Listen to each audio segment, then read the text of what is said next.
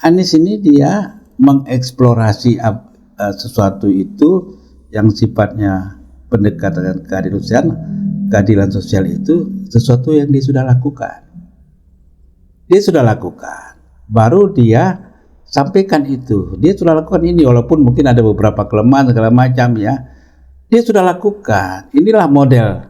Ini dia membangun model nih, model-model untuk daerah perkotaan dalam menangani kemiskinan, menangani penguasaan pemerataan kaya dan miskin, pendekatan pembangunan wilayah, ya, pemerataan pembangunan wilayah itu kan model-model yang bisa direplikasi kalau semua stakeholder kepala daerah provinsi ini mau bersama-sama punya pemahaman yang sama, jalan.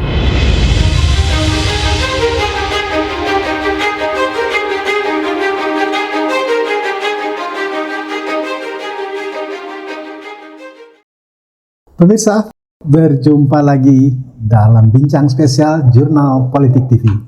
Bincang spesial kali ini kembali kita mengundang pakar kebijakan publik Dr. Ghazali Husni Situmorang dari Universitas Nasional. Jumpa lagi kita, Bang Ghazali. Ya, Assalamualaikum. Waalaikumsalam. Sehat, Bang Ghazali? Alhamdulillah, Pak syukurillah. Tetap bugar ya? Alhamdulillah, mudah-mudahan. Bang Ghazali, kita cerita soal legacy pemimpin, kita bicara soal kebijakan publik yang ditinggalkan oleh para pemimpin, ya. Baik itu pemimpin di daerah maupun pemimpin di level nasional. Ada kebijakan yang menarik dari seorang kepala daerah. Dulu ketika Anies menjadi gubernur, dia menerbitkan Pergub nomor 23 tahun 2022 tentang pajak bumi dan bangunan. Menariknya, untuk di DKI,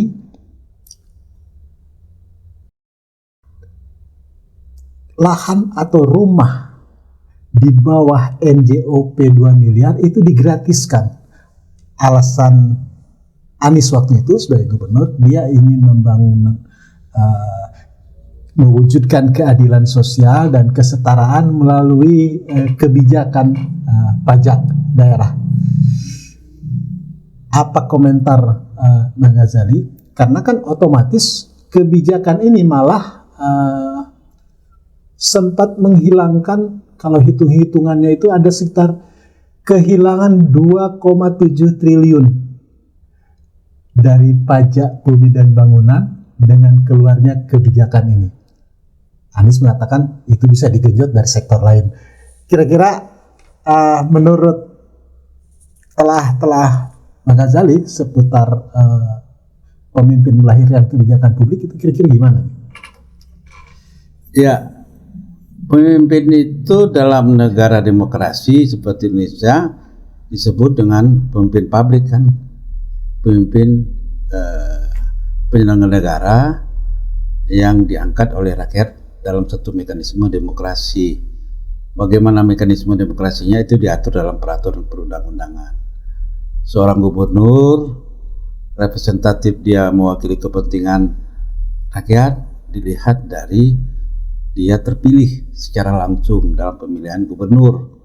Nah, karena dia dipilih oleh rakyat, maka dia komit dalam membuat kebijakan publiknya itu harus berorientasi kepada kepentingan rakyat. Hal ini sudah saya katakan pada waktu kita diskusi yang lalu. Kebijakan publik yang tidak berorientasi kepada kepentingan rakyat itu namanya kebijakan publik bohong-bohongan.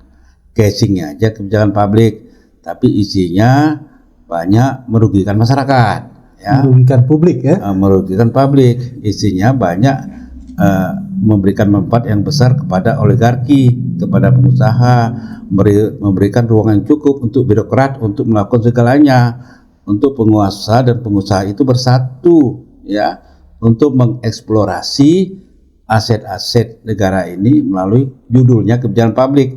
Kenapa judulnya kebijakan publik? Karena salah satu bentuk kebijakan publik itu yang utama adalah undang-undang. Ya, jadi undang-undang itu adalah produk suatu kebijakan publik. Ya. Sehingga undang-undang itu lahir dari proses demokrasi, ya, melalui DPR, dibicarakan dengan pemerintah, dipublish, diajak masyarakat untuk mendiskusikannya. Itu diatur dalam undang-undang P3 namanya, penyusunan peraturan perundang-undangan yang sekarang itu disempurnakan ke nomor 13 tahun 2023. Di dalamnya itu masuklah Omnibus Law di situ, ditingkatkanlah di situ peran masyarakat, ya, prosesnya agar memang melibatkan partisipasi masyarakat. Kenapa harus melibatkan partisipasi masyarakat? Seperti yang pernah saya katakan, karena nanti yang ketipa pulung, ya istilahnya itu quote and quote, yang nanti akan melaksanakan dan menerima resikonya masyarakat yang merasakan akibat kebijakan itu, bukan yang buat kebijakan, bukan membuat kebijakan, dia habis periodenya berganti, dia sudah lain orang lagi, tapi kebijakan itu tetap melekat pada masyarakat sebelum dicabut. Nah, ini hati-hati kebijakan publik itu, ya, kalau dia tidak jelas berakar kepada kepentingan masyarakat. Pengertian kepentingan masyarakat ini harus dilihat dalam konteks Pancasila itu, keadilan sosial. Ya, keadilan sosial itu mengedepankan kepentingan masyarakat. Harus ada affirmative program. Pemerintah ini udah hebat sebetulnya, banyak program-program yang sifatnya affirmative program, tapi itu tinggal casing. Ya, dalam pelaksanaannya sering bias terjadi, deltanya sangat lebar. Kenapa? Karena tidak sesuainya kebijakan itu pada saat diimplementasi. Kenapa ini bisa terjadi? Itu tadi, dalam satu kebijakan publik itu, menurut Edward Tree, ya, teori kebijakan publik itu ada faktor komunikasi, ada faktor sumber daya, ada faktor birokrasi. Ya, jadi kalau suatu kebijakan publik itu yang diperintahkan mengeksekusinya, melaksanakan itu kan birokrasi. Birokrasi itu kalau dia kementerian mulai dari menterinya sampai kepada pejabat yang diberi tanggung jawab. Nah, kalau birokrasinya tidak happy dengan kebijakan publik itu, dia nggak dapat apa-apa dari situ, dia hanya istilahnya hanya kerja apa saja, kerja keringat aja nggak apa-apa, kebijakan publik itu nggak akan jalan juga secara maksimal. Nah, kembali ke persoalan Anies ini, Anies itu kan tidak hanya sekedar melahirkan kebijakan itu. Yang saya katakan itulah namanya affirmative program, ya, program afirmatif yang memberikan perlindungan kepada kelompok masyarakat tertentu, ya, yang kalau ini tidak dilakukan, maka kondisi sosial ekonomi masyarakat itu tidak semakin tumbuh, ya, semakin terpuruk. Contohnya apa? Polosan rumah, ya, di Jakarta ini banyak orang sekarang yang menjual rumahnya yang di tengah kota, ya, dia punya rumah, ya, dinilai karena harga rumah mahal di sana bisa 2-3 miliar, 2 miliar, ya. Nah, kemudian PBB-nya bisa sampai puluhan juta misalnya, kan nggak sanggup bayar pajak juga. Nggak sanggup. Bahkan kan ada seorang jenderal, ya, mantan wapres itu mengeluhkan, ya, bahwasanya bahkan juga ada menantu mantan wapres, ya, Muhammad Atta itu mengeluhkan, ya, dia tidak sanggup, uang pensiunnya pun tidak sanggup membayar PBB, ya, di daerah Menteng sana, yang itu rumah warisan. Nah, di Jakarta ini kan banyak. Nah, kebijakan ini diterbitkan, dia sudah hitung betul berapa itu jumlah rumah, ya, yang di bawah 2 miliar itu, ya. Udah itu dia pelajari siapa saja yang pemilik rumah ini, dia pelajari siapa, oh memang ini kelompok menengah ke bawah, ya, ini mereka yang memang banyak berusaha di Jakarta, ya. Sudah, jangan diganggu dia dengan persoalan PBB yang itu menyebabkan dia tidak bisa bangkit secara ekonomi, ya. Tetapi dengan dibebaskan PBB itu, dia menjadi masyarakat yang tertib di Jakarta, bisa berusaha di Jakarta dengan tenang karena tidak jauh dari rumahnya, dia tenang, pulang bisa cepat, Ya, tidak seperti misalnya yang sekarang ini yang bekerja dari Bekasi. Rumahnya Bekasi dijual pindah ke pinggiran ya, ke Bogor, ke Bekasi. kalau dia dengan PB yang besar gitu dia jual, dia cari di Bekasi yang lebih sedikit luas, tapi jaraknya dia pergi kerja di Jakarta bisa berjam-jam. Nah itu nggak tahu lagi kapan pulangnya. Karena bahkan supaya hemat dia tidak pulang, dia tinggal di emperan segala macam. Itulah menimbulkan tubuhnya slum area, ya, slum area. Untuk itulah sebetulnya itu merupakan multiplier efek yang dibangun supaya dengan cara ini menstimulan yang punya rumah itu tertib, dia melaporkan PBB-nya dan kemudian dia bisa terus berusaha dan dia bisa untuk saving, untuk mengembangkan ekonominya. Kebijakan Anies menggratiskan PBB ini kalau begitu bisa masuk kategori oh ini betul kebijakan publik begitu. Dia kan sudah menganalisis ya kelompok yang mana ini ternyata menengah ke bawah yang memang ini harus dilakukan affirmative program tadi yang saya katakan. Affirmative program itulah produk dari satu kebijakan publik tadi. Dia lakukan. Tetapi dia tidak hanya sekedar membuat kebijakan itu saja sekedar pencitraan, tetapi dia akan memastikan kebijakan itu dilaksanakan oleh oleh birokratnya. Untuk ini kan dikeluarkan kebijakan ini oleh seorang kepala daerah ya di kota besar. Ya.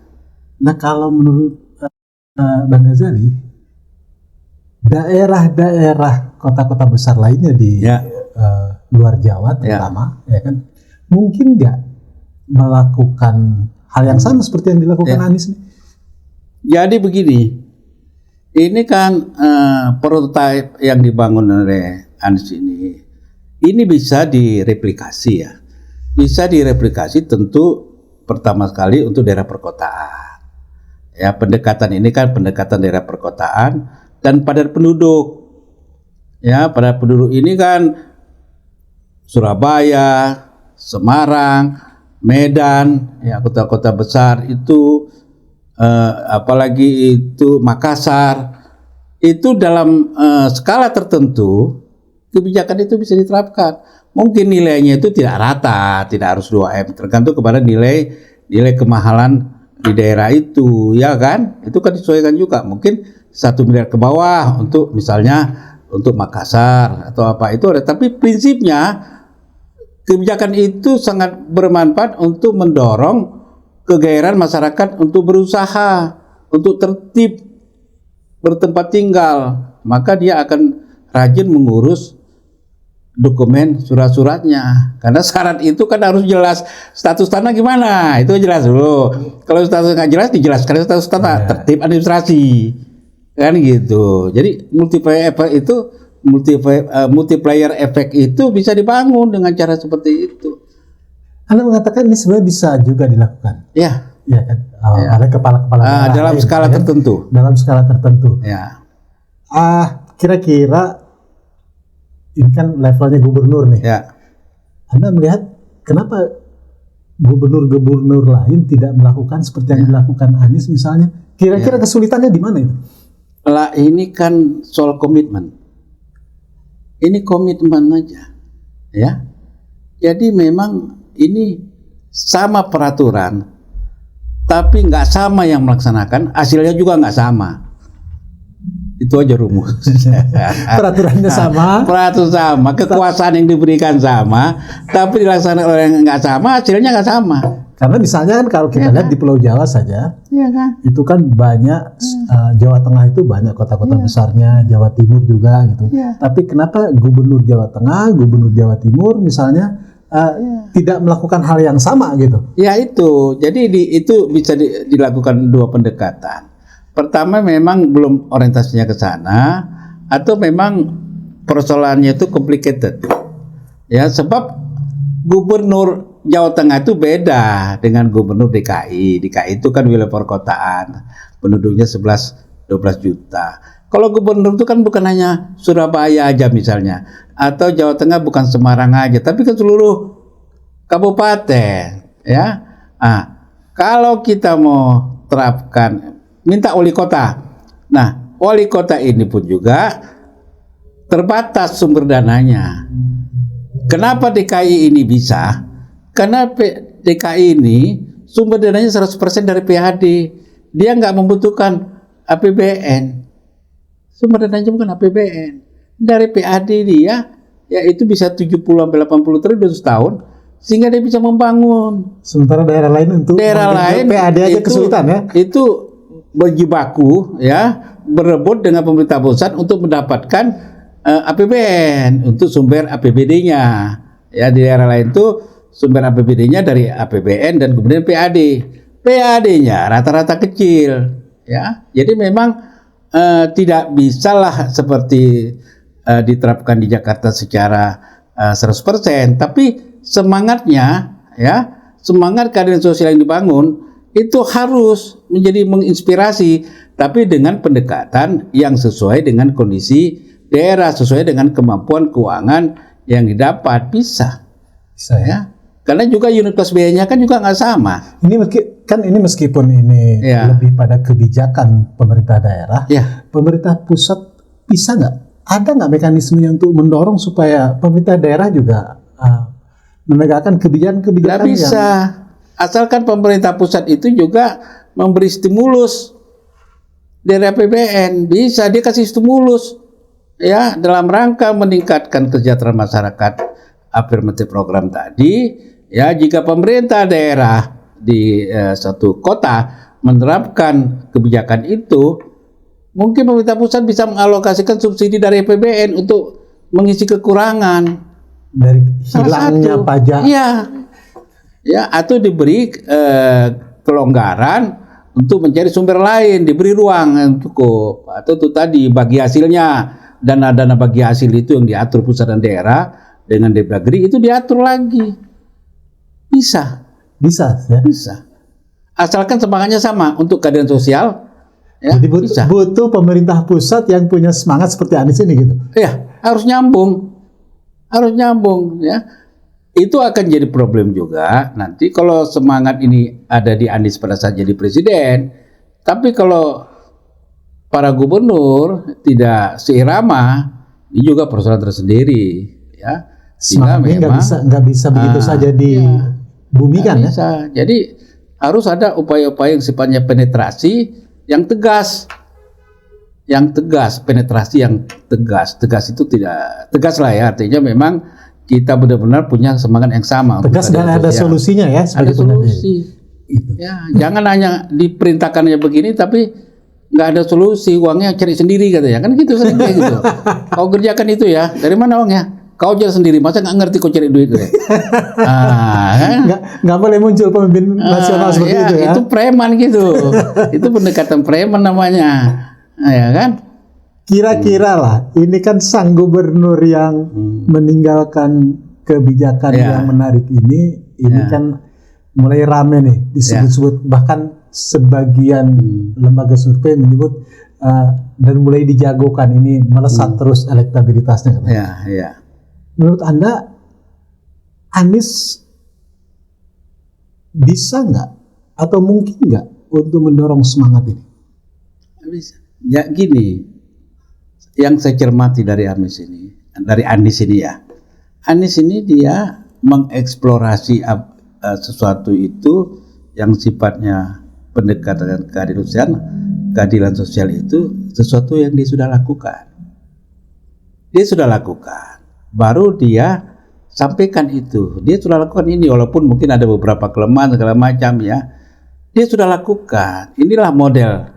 Ini dia membangun model nih. Model-model untuk daerah perkotaan dalam menangani kemiskinan, menangani penguasaan pemerataan kaya dan miskin, pendekatan pembangunan wilayah, ya, pemerataan pembangunan wilayah, itu kan model-model yang bisa direplikasi kalau semua stakeholder, kepala daerah provinsi ini mau bersama-sama punya pemahaman yang sama, jalan. Ya. Problem utama di sektor hunian, sektor perumahan rakyat ini, kira-kira apa yang jadi tantangan Anies ke depan ini? Gini, kita kan sudah ada undang-undang tentang perumahan, ya, itu dan ada kebijakan pemerintah untuk membangun 1 juta lebih rumah. untuk bekerja. Tapi kan nggak pernah tercapai karena persoalannya adalah persoalan tanah, ya, mafia tanah. Ini jadi persoalan, ya, dan kemudian juga banyak hal-hal yang menyangkut wilayah yang mau dibangun untuk perumahan dengan tempat tinggalnya, tempat dia bekerja. Ini persoalan rumah itu sangat complicated. Jadi kalau itu pendekatan penyelesaiannya itu berhitung kepada untung rugi, nggak jalan. Maka itu pendekatan persoalan perumahan ini pendekatannya bukan pendekatan untung rugi, pendekatan memang keadilan sosial. Ini terutama rumah MBR ya, masyarakat berpenghasilan rendah. Ya kita bicara MBR lah. Kalau masyarakat, jadi gini, itulah namanya affirmative program. Kalau yang udah kaya-kaya itu dia tinggal lihat aja mau rumah yang mana dia pilih. Sudah relasi terempang untuk dia pilih. Dia punya duit, dia nggak perlu. Jadi negara itu, pemerintah nggak perlu mikirin kelompok ini sebetulnya. Asal jangan diganggu. Yang MBR ya. Yang penting dia jangan diganggu. Nggak usah diganggu. Kau kan sudah punya ini, usahamu udah jalan ini, ya teruskan itu. Ya, pemerintah nggak akan ganggu. Tapi kewajiban Anda bayar pajak bla bla, laksanakan. Itu yang akan kita berikan kepada kelompok bawah. Nah, pemerintah ini tugasnya sebetulnya membangun masyarakat kelompok bawah. Itu baru bisa dirasakan karena sebagian besar penduduk kita itu memang masyarakat menengah ke bawah. Nah, itu yang harus. Kalau semuanya udah kaya raya di sini, presiden ini sudah enak kerjanya. Dia sudah main internasional aja, dia buka acara internasional PBB ini segala macam, sudah memperkuat persenjataan. Nah, barulah menguasai dunia. Itu karena kalau sudah memang kuat. Tapi sekarang kita masih begini, mau ikut percaturan dunia, mau tampil mendamaikan dunia. Itu kan belum masuk deh ini. Ini berandai-andai, Bang Ghazali. Andai Anies betul-betul lah terpilih jadi presiden misalnya. Ya. Mungkin nggak dia melaksanakan apa yang pernah dia lakukan ya, khususnya misalnya soal kebijakan pajak di masyarakat berpenghasilan rendah ini. Mungkin nggak, atau optimis nggak bisa dilakukan Anies ini? Kalau melihat track recordnya, dia akan meneruskan apa yang sudah menjadi kebijakannya, tetapi tentu dalam skup dan skala yang lebih besar dan persoalan yang lebih variatif. Kalau di Jakarta, Jakarta ini kan pendekatan perkotaan, dia bisa identifikasi berapa item lah, ya, pemukiman, para penduduk, hujan, banjir, jalan macet, udah bisa diidentifikasi. Tapi kalau udah skala nasional itu kan persoalan hidup lahir sampai mati, jadi siklus manusia itu kan diatur. Nah, tapi itu menjadi mudah, ya. Menjadi mudah seorang presiden mengerjakan itu kalau dia melakukan pendekatan keadilan sosial. Akan menjadi mudah. Karena kalau keadilan sosial, modal kerjanya itu adalah keadilan sosial. Itu modal kerja. Soal modal uang, segala macam itu bisa, mekanisme bisa. Kalau negara-negara donor yakin negara itu menahan menerima amanah untuk mengelola uang yang ditanamkan investasi, akan berduyun-duyun investasi datang. Percayalah, ya. Masukan usulan Anda kepada siapapun nanti yang terpilih, Anies misalnya atau yang lain, terkait soal kebijakan publik ini kira-kira apa? Saya belum melihat mengidentifikasi calon-calon presiden yang lain yang punya komitmen ke sana. Maaf ya. Maaf, karena belum ada track record yang bisa dipakai. Siapa ya selain Pak Jokowi yang sudah selesai 10 tahun, ya, siapa? Ya kan? Menteri-menteri sekarang, menteri ini kan dia melaksanakan visi misi presiden. Nggak ada dia punya visi misi sendiri, menteri itu. Nggak ada, dia melaksanakan visi misi presiden dia sendiri. Ya, nggak ada inovasi di kementerian itu nggak berkembang. Karena apa? Karena dia tugasnya melaksanakan membantu presiden, ya, membantu presiden melakukan visi presiden. Lebih mungkin lagi kita melihat para gubernur, wali kota, karena dia itu mandat masyarakat, ya, pemilihan, dia lebih berimprovisasi, berinovasi, itu bisa, ya, mungkin Anies akan lebih banyak nanti kalau dia misalnya menjadi presiden. Dia mungkin bisa merekrut ya gubernur-gubernur yang memang sudah teruji terkait perjalanannya bagus menyelenggarakan negara ini. Itu bisa salah satu sumber ya. Yang kedua, harapan saya menterinya itu jangan lagi dari partai. Biarlah partai itu diurus di DPR. Udah cukup kursinya 500 sekian tuh banyak loh kursi. Partai mengisi parlemen ya. Mengisi parlemen ini udah cukup kursinya. 500 lebih sedikit, lebih itu 500 berapa, 540 berapa itu. Isi itu. Di kabinet ini biarlah mereka para ahli. Ya, mereka birokrasi yang memang track recordnya teruji, mereka yang sudah terlatih memimpin negara ini ya, melalui sebagai bupati, wali kota, gubernur, ya, pejabat birokrasi, pejabat eselon 1 yang memang track recordnya jelas, ya. Tarik mereka, lakukan proses fit and proper test yang dalam, yang ini, dan dibangun komitmen, ya. Saya rasa bisa. Jadi sumber dayanya jangan dari parpol ya? Jangan dari parpol. Tapi ini sumber daya gubernur yang bagus-bagus seperti Kang Emil misalnya, ya, sudah masuk Golkar pula itu. Nah, itu gimana? Kan, itu namanya kan diparpolkan. Diparpolkan ya. Itu sebetulnya itu karena memang mekanismenya harus begitu. Emil itu kalau tanya itu kecilnya dia mana parpol itu. Dia murni orang akademisi, ya dia arsitektur, dia itu punya tidak akan taktis saja ya. Itu karena walaupun tak semua orang bisa begitu, ya. Nah, itu kan karena ada proses tawar apa dia ingin dan ada yang ngajak. Itu kan saling berhubungan itu, ya kan? Baik, Kang Ghazali, ini sesi akhir. Ya. Publik ingin juga mendengar kira-kira apa kata-kata kunci yang kita bincangkan hari ini. Ya, kata kuncinya itu kebijakan publik itu tidak sama dengan pencitraan. Kita bisa lihatlah di TV-TV itu mana yang memang kebijakan publik, mana yang pencitraan. Saya nggak usah uraikan lagi lah, ya. Kebijakan publik itu parameternya jelas. Parameternya jelas. Pertama apa? Apakah dia berorientasi kepada kepentingan publik, ya. Kedua, bisa diukur startnya dari A sampai ke B itu hasilnya bagaimana, ya, bagaimana? Ada delta nggak di situ? Ada selisih nggak di situ? Ada gap nggak? Atau sudah berjalan, ya?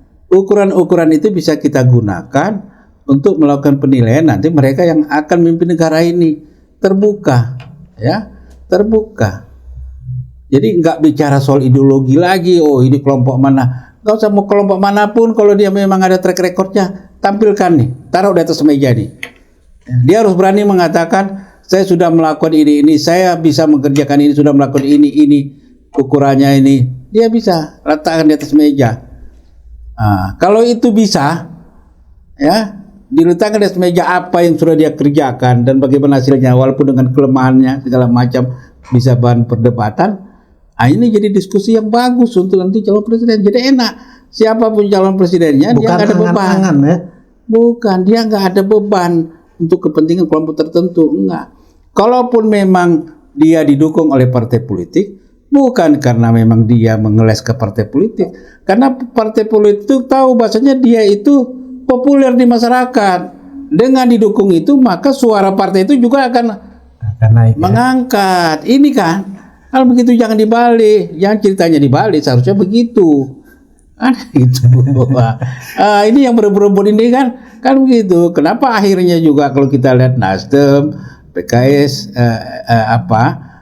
Demokrat itu nyatu, karena dia tahu ini implikasi Anies daya tariknya untuk naikkan suara besar. Kepentingannya sama ya.